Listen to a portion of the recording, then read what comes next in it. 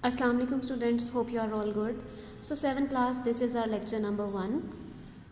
हमने नवंबर वर्किंग को पहले डिस्कस करना है. हम लोग already chapter number 8 geography part का क्लास में डिस्कस कर चुके हैं. तो इसी चैप्टर को हम दोबारा से डिस्कस करेंगे. चैप्टर नेम है environment. So let's start our lecture.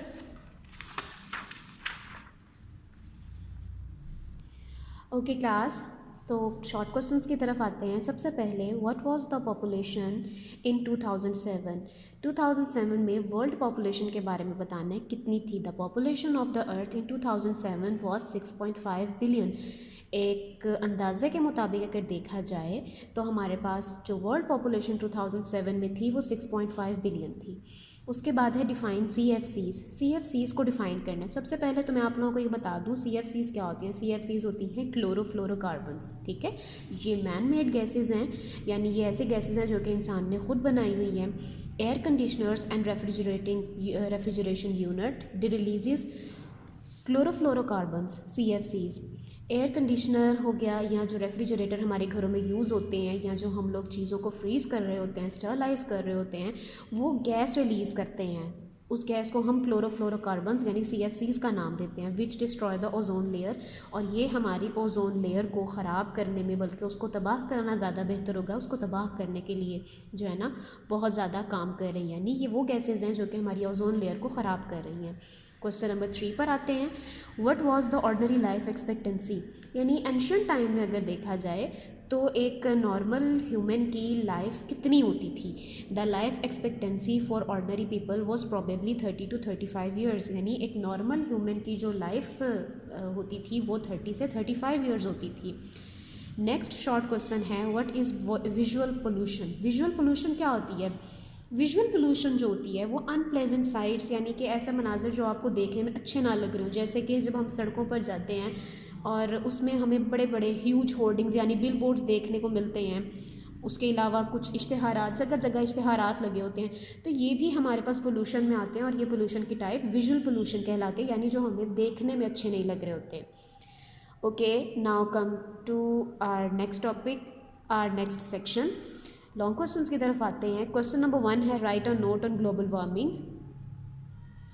Global warming के ऊपर हमने नोट लिखना है. The vast amount of man made gases are building up a layer like a blanket high above the earth. जो man made gases हैं जो कि बहुत ज़्यादा आजकल बन रही हैं, वो अर्थ के ऊपर एक ब्लैंकेट की तरह की एक लेयर बना देता है. This is preventing the heat from escaping into space. उससे क्या होता है, वो एक पूरी लेयर बन जाती है अर्थ के ऊपर, जिससे वो गैसेस जो कि अर्थ में बन रही होती हैं वो स्पेस में नहीं जा पाती. और इसी की वजह से हमें सबसे ज़्यादा नुकसान क्या होता है? So that the temperature of the world is rising steadily. यानी जो टेम्परेचर है अर्थ का वो आहिस्ता आहिस्ता इंक्रीज़ हो जाता है. This is very serious Indeed because it will probably alter the whole of our earth weather patterns. Scientists think the earth will become much warmer and drier, which for Pakistan already on the borderline could be very serious. अब इससे क्या होता है कि जब एक temperature की gases की पूरी एक लेयर बन जाती है अर्थ के ऊपर, और टेम्परेचर जो है वो स्पेस में जा नहीं पाता, जिसकी वजह से यानी जो गैसेस हैं उसकी जो हीट है वो स्पेस में जा नहीं पाती, तो टेम्परेचर जो है ज़मीन का वो आहिस्ता आहिस्ता बढ़ना शुरू हो जाता है. और बढ़ते बढ़ते ये इस सीरियस सूरत हाल तक पहुंच गया है कि इसकी वजह से जो वर्ल्ड का टेम्परेचर है, यानी जो अर्थ का टेम्परेचर है, वो पूरी तरह से बदल गया है. वेदर पैटर्न्स बदल गए हैं, यानी मौसमी सूरत हाल बदल गई है.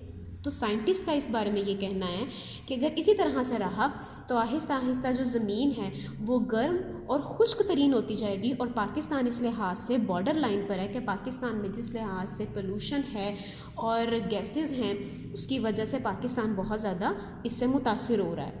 क्वेश्चन नंबर 2 है, which of these forms of pollution discuss in the book are the most dangerous. हमने मोस्ट डेंजरस पोल्यूशन की जो फॉर्म्स है वो बतानी है और उसके रीजंस डिस्कस करने हैं. Number 1, every day more huge industrial plants pour out immense amount of polluting smoke.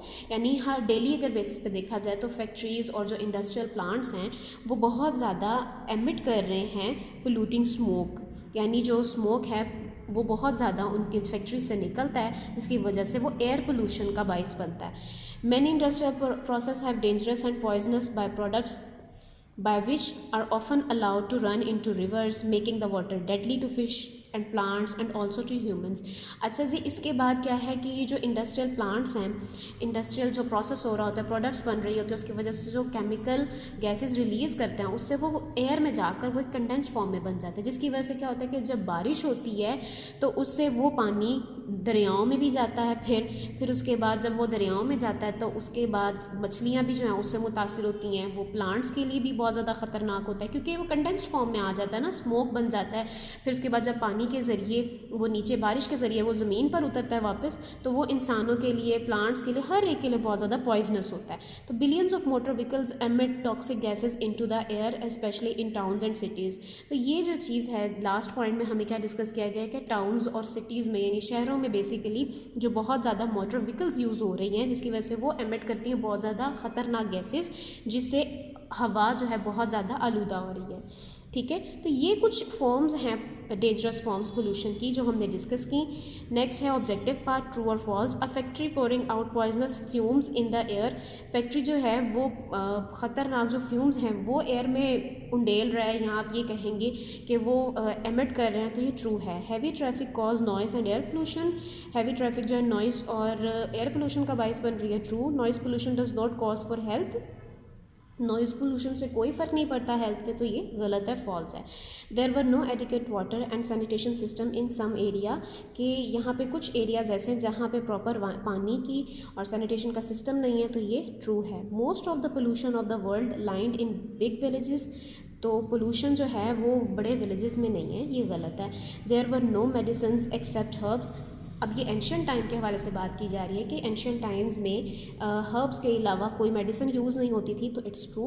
Almost everything we buy comes wrapped in paper और प्लास्टिक। ऑलमोस्ट हम जो भी चीज़ बाजार से परचेज़ कर रहे होते हैं वो पेपर में या प्लास्टिक बैग में आ रही होती है, ट्रू है। There is no disposal system due to this huge breeding rates and disease.